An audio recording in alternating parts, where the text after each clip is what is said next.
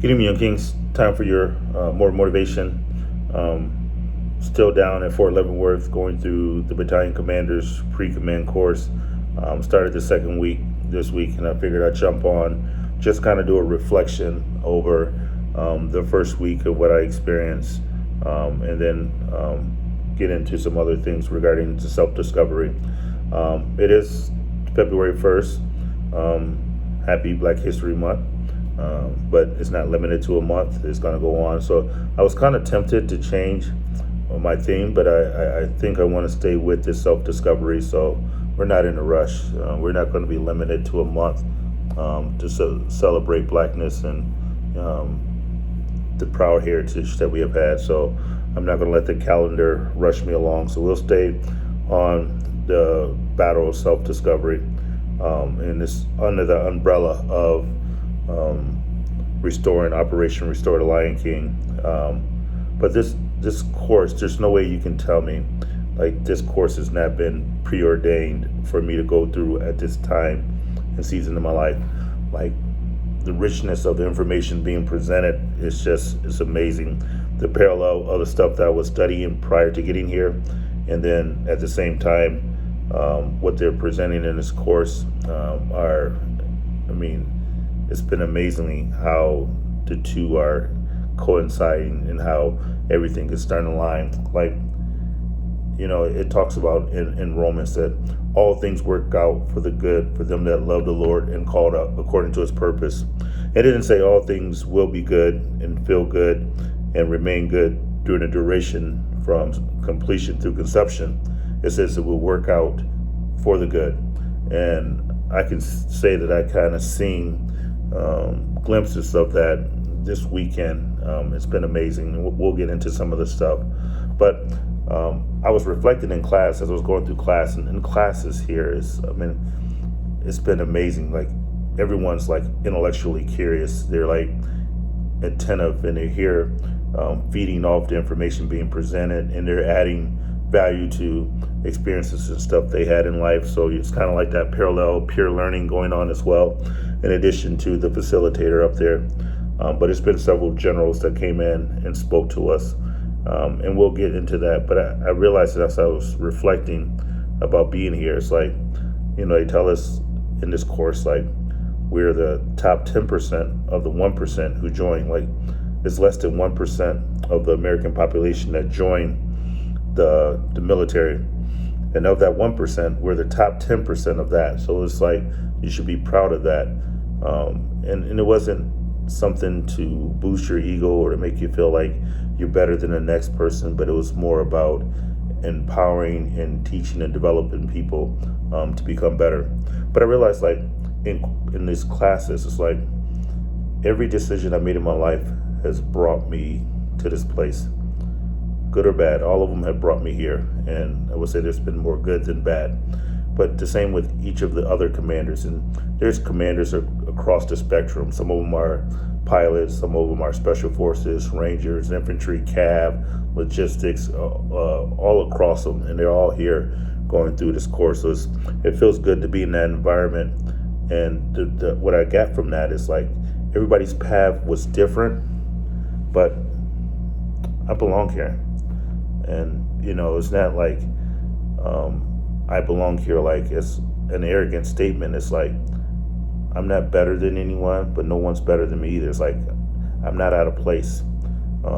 I belong here. My experiences, my education, and everything that I've been, my previous assignments, I belong here. And it's sometimes you can get in positions where you start questioning your worth, and you start making indictments about if you're smart enough, if you're strong enough, if you're fast enough, and stuff of that nature. But the reality of it is, it's like, yeah, I belong here. I'm not at a place. I'm just as intelligent, just as fit. I can work on a little more fit. We'll get to that, and I'm going to make some adjustments there. But I belong, and this is not a means to say that I've been perfect, but I handled some hard shit, and still standing. So as I was going through this course, that's been my mindset. It's like Don't just be grateful to be here. You belong here. So, as I mentioned, like in this course, it's like generals are coming in. Let me for those who are not in the military, I'm a lieutenant colonel. So, the rank structure after me, is like it's colonel. Then there's 1-star general, which is your brigadier general. 2 stars, your major general, and then 3 stars, your lieutenant general, and then you got 4-star. That's your general. So a lot of people will call them generals, but there's levels to the general.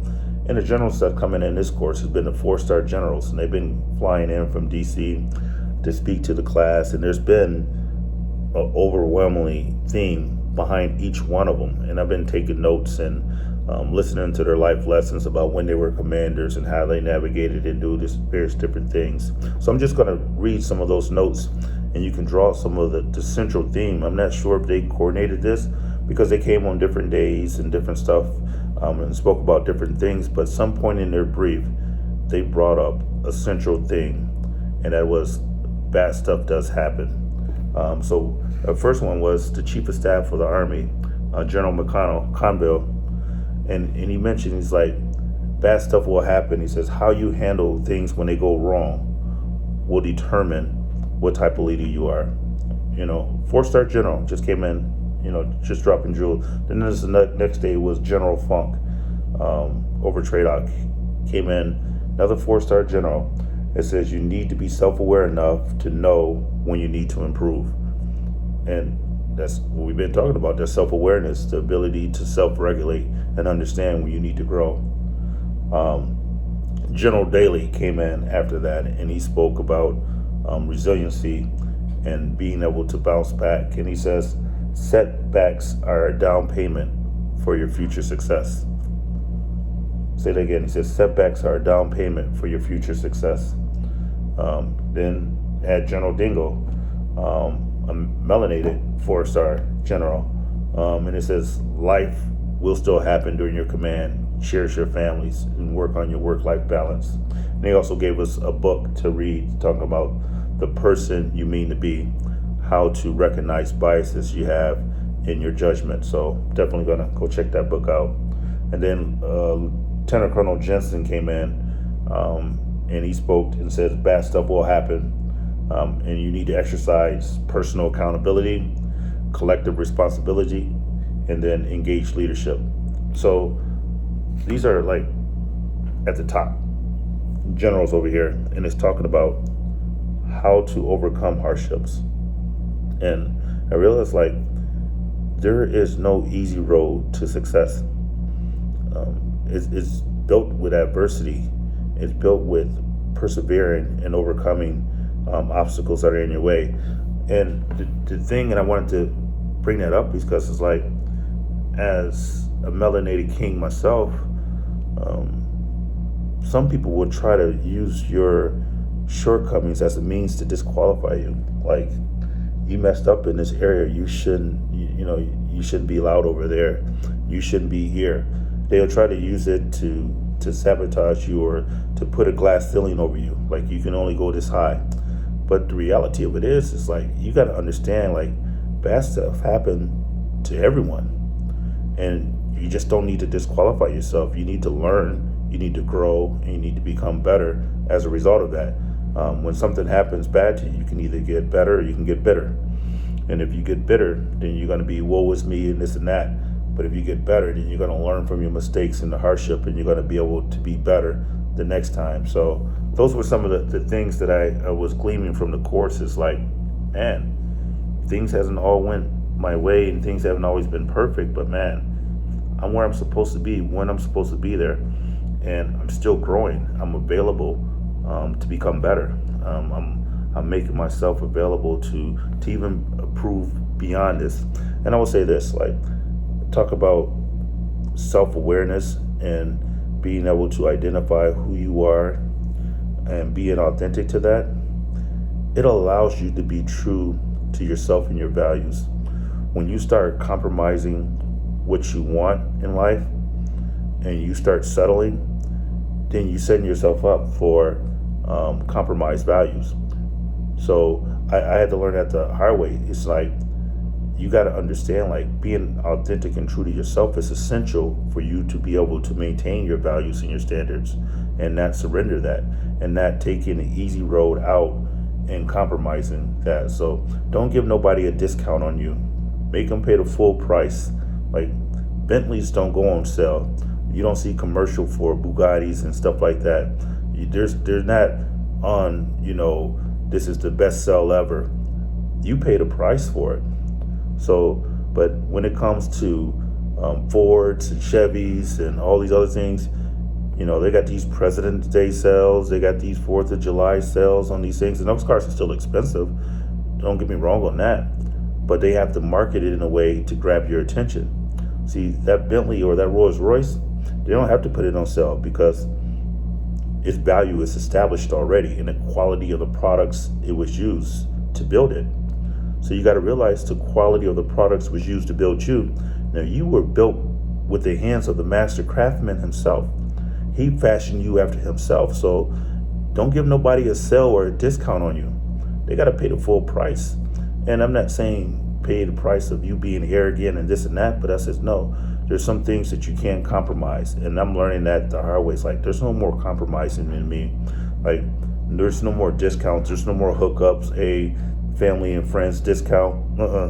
Those are out the door in 2020. Those expired. Those coupons are not offered anymore at this store. This operation of self-discovery, I've discovered my value, and it's encouraging you to discover yours. And once you discover your value, don't put it on sale. So that was kind of a long intro, and I'm going to draw these videos down eventually to under 20 minutes. So if I stop at 20 minutes and I don't get there to the end, then we'll just do another one another time. So that was the week in review. Had an amazing weekend. Got to hang out with my brother in Kansas City. For those who haven't been to Kansas City, it's a hidden jewel down here. There are a lot of things to do, and I see myself coming to visit him a lot more often. Obviously Kansas City, they didn't had a resurgence in football. They won the Super Bowl last year, and their team is there again this year. I don't know. I'm kind of hoping Brady pulls it off, the Michigan man, the Tampa Bay. But Kansas City, if you haven't been here, it's a hidden jewel. It's a lot to do. So got a chance to hang out with my older brother Brian. Amazing time. I think he had the time of his life. I think I showed him more of his city, and he's been down here 4 or 5 years. I think I showed him more in this weekend than he has experienced in 5 years, just being curious. And my girl flew down to see me. That was an amazing trip in itself. Like, she's such an amazing woman. Just a beautiful spirit, and the chemistry, and how I can be authentically me and be fully accepted. It's a beautiful thing. It's important that you realize who's breathing life in you and who's taking life from you. If you're going to be with someone, this should be enhancing the quality of your life. And I can definitely say the quality of my life has been enhanced since this young lady has been involved in it. Just encouraging things, and just continue to see things. She actually put a book. I don't think I have it here. Let me see if I got it. But anyways, she gave me a book to read while I was here, and it talked about healing after a heartbreak. So it's like not just an entertainment value, or we out doing these things out in various different places, but it's just that investment of her recognizing that I still got parts of me that needs to be healed. And instead of her, like some ladies would say, once you get everything together, then I will, mess with you. And she said, no, I want to be a part of that healing, and giving me books and resources. And sometimes I just get a text here and there. It's like, how is your day going, or this and that. And it's like, it feels weird because I'm not used to that. But it feels so. I say all that to say this, like, be careful, because once I said, nobody else get a discount on you. Don't be giving nobody a sale. Don't ever go to a place where you're tolerated. Kings are to be celebrated, and you need to be celebrated, but you also need to be doing things that's worthy of being celebrated. You got to be on purpose, on your grind, on your mission, and stuff of that nature. So her coming down here, um, I'm not here leeching off her, this and that. But at the same time, it's like my life has definitely been enhanced. The quality of it has definitely been improved. And my brothers loved her. And also my little brother from Colorado, he came up. So it was like I got to hang out with my two brothers, and that was just absolutely amazing. So had a great time, went to a few different establishments and ate some good food, good environment. Definitely will be back. Definitely will be back. So if you hear me doing another video about coming to Kansas City, you know that I really enjoyed it. So want to get into a few more questions on there, but on there also talking about changes happening in my life, and at times I've been resistant to it, but I took a fitness test, the new Army Combat Fitness test, Saturday. And, my mind is like, all right, this is going to be hard. And I started to contemplate, like, man, am I in shape for this new fitness test? I run miles and stuff like that. So I didn't think I was in danger of failing that. I just didn't think. I wanted to regulate my activities so I can make sure I had enough energy to get all the way through it, because it's completely different. And my mind was thinking it was going to be hard. But after taking the fitness test, I didn't give myself enough credit for how good a shape I'm in. Like, I was too easy. I think this new fitness test is easier to pass, but it's going to be harder to max. And I was trying to take it light, so I was a little disappointed that I didn't go a little harder on some of the events, because I called myself taking it easy for the latter events. So I passed with flying colors. I think I got like 80% just about in every block, other than I think the knee tuck. I think I got like 76%. So you only need 60% in the events to fail. So I still had 20% to spare, but I think I can get up another 10 to 15%. I don't know if I'm gonna get all the way to maxing it, because that 2 miles, I think the max they want you to run it in 13 something, and I think my days of running 13-minute 2 miles are probably behind me. So I'll get down to 14s and 15s, but that 13 is probably a bridge too far. But recognize, like, when change is coming in your life, like, don't fight against it. Like, you are prepared to handle this. Like, everything you've been through in your life is getting you to this point where you are equipping you for the next stage in your life. So this stage that I'm going into, it's going to be a festive one. It's going to be one of being celebrated, and then also celebrating others. It's like learning how to appreciate those who appreciate you. Like, don't like who you like who like you. And I found a position where the one who likes me, I like her too. So it's one of those. She's a amazingly beautiful young lady too. So I might post a picture. I don't know. She'd probably get embarrassed. I don't want her picture out there, but whatever. She had to get used to it. There's no discounts on me.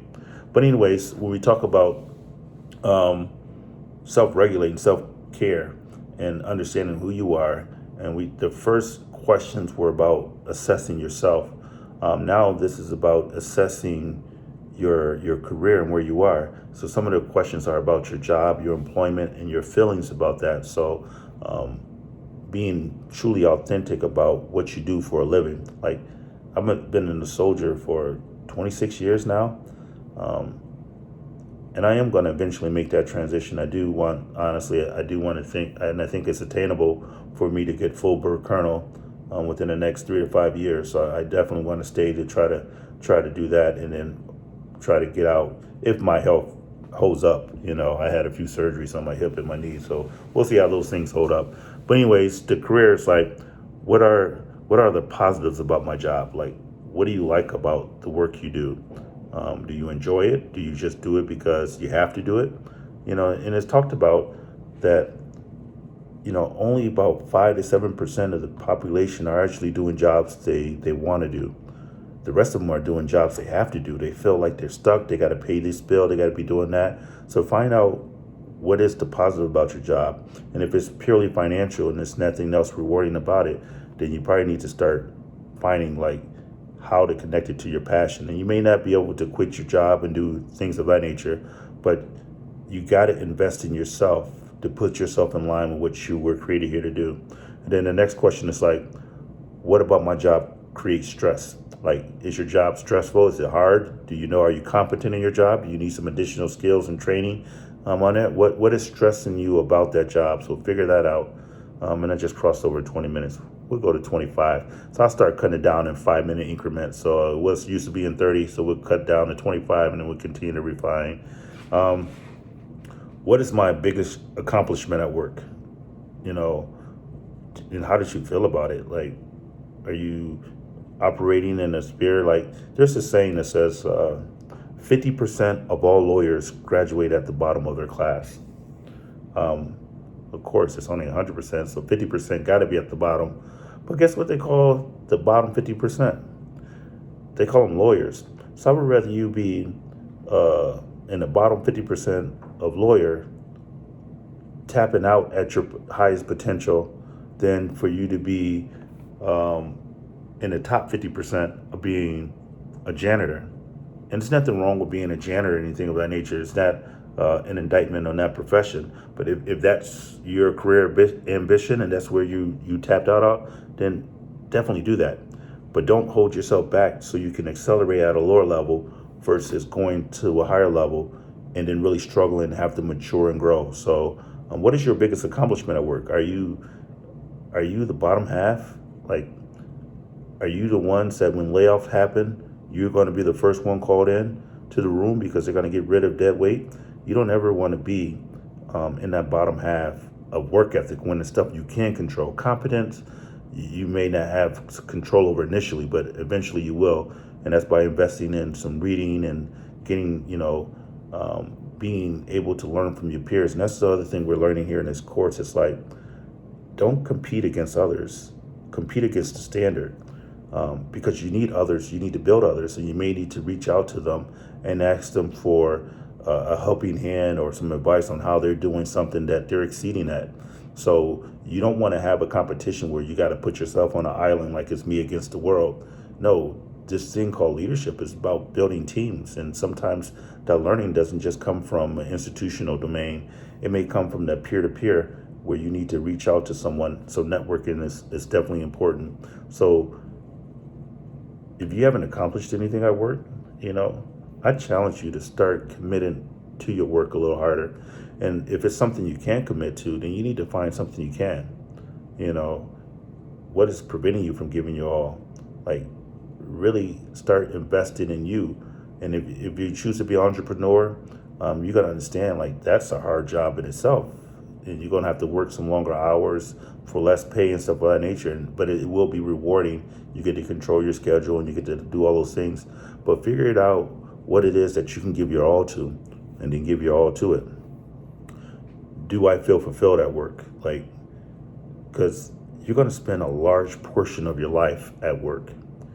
And if you're not fulfilled at work, then you're filling a large portion of your life with unfulfilling work. And, for you to be working at least 8-hour day minimum, because I know if you're a melanated king, you out of school, you need a full-time job. This little part-time stuff, it don't work.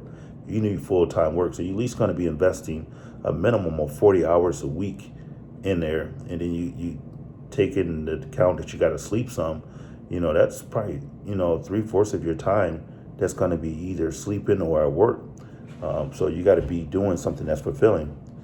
Do I feel challenged at work? Ask yourself, is this work challenging me? Am I operating beneath my potential, or am I operating above my potential? Like, the reality of it is, it's like, there's a saying that's out there that says, if you're smarter than the person you're working for, who's the real dummy?